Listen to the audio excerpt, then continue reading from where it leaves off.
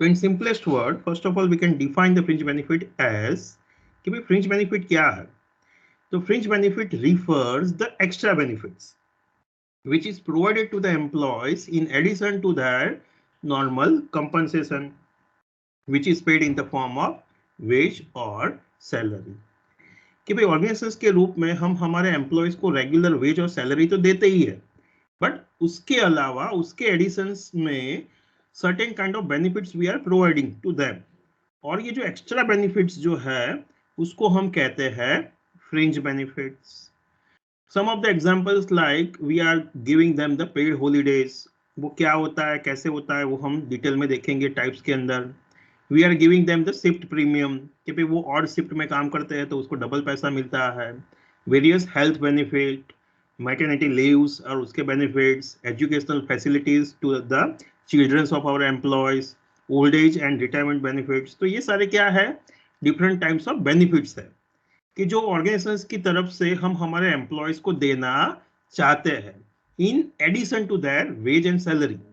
उनको regularly wage और salary तो मिलता ही है, वो वर्क प्लेस पे आते हैं, हमारे यहाँ पे काम करते हैं, तो उनको उनके हिसाब से जो वेज और सैलरी उनके कॉन्ट्रैक्ट में लिखा हुआ है उसके मुताबिक उनको मिलता है.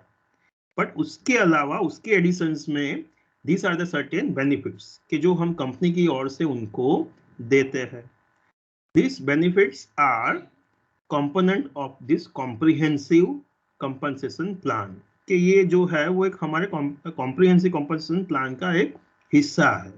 ओवरऑल जो हम कंपनी के बारे में चाहते हैं, कंपनी को जो गोल है उसको अटेन करना चाहते हैं, तो वो गोल अटेन करने में ये सारी चीजें हमें हेल्प करती है. तो हमारे ओवरऑल प्लान का ये क्या है, एक हिस्सा है.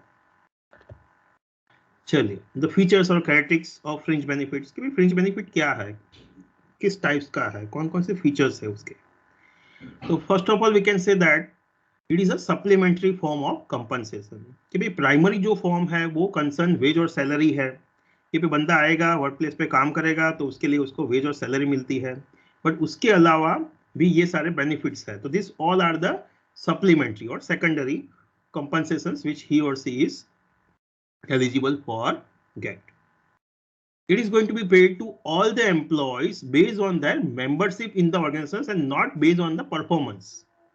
कि भाई ये जो है वो बेनिफिट्स किसको मिलेंगे, ये सारे जो हमने बेनिफिट्स बोले कि भाई हम उनको पेड हॉलीडेज देते हैं, उनको कंपनी की ओर से छुट्टी पे भेजते हैं, हाउस रेंट अलाउंसेस मिलता है, बच्चों के स्कूल की फीस मिलती है. ये किसको मिलेंगे, सारे एम्प्लॉयज को कि जो कंपनी के साथ जुड़े हुए हैं. They have the membership is important here कि भाई कंपनी के साथ उनका एग्रीमेंट है और एम्प्लॉयमेंट एग्रीमेंट है, and based on that they are link with the organizations कि भाई उससे एम्प्लॉयमेंट कॉन्ट्रैक्ट से वो कंपनी के साथ जुड़े हुए हैं और उसके कारण वो लोग को ये सारे बेनिफिट्स मिलते हैं.